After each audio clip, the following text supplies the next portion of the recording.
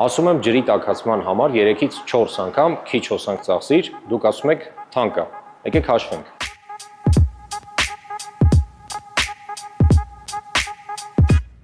Եթե կարճ 1.5 տարվա ընթացքում ավելի քիչ գումար եք վճարում, հոսանքի ծախսը ներառյալ։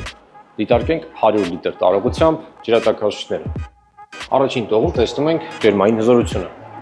1800 վատ եւ ջերմային պոմպով ջրատաքացուցիչի դեպքում 600 վատ։ Երկրորդ տողում տեսնում ենք սպառումը 1 ժամում 1.8 կՎտ եւ 0.169 կՎտ։ Ջրի տաքացման տևողությունն է։ Էլեկտրական տենով ջրատաքացուցիչի դեպքում 2 ժամ 30 րոպե,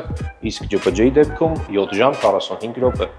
Այս ժամանակը հնարավոր է կրճատել, եթե միացնենք հիբրիդային ռեժիմը եւ ջուրը կտաքանա մոտ 2 ժամում։ Հաջորդ տողում տեսնում ենք, թե ինչքան էլեկտրաէներգիա են ծախսում երկու ջրատաքացուցիչները 200 լիտր ջուր տաքացնելու համար։ Այս դեպքում 9.3 կՎտ, այս դեպքում 2.62 կՎտ։ Հաջորդ տողում նշված է հոսանքի միջինացված գինը 54 դրամ։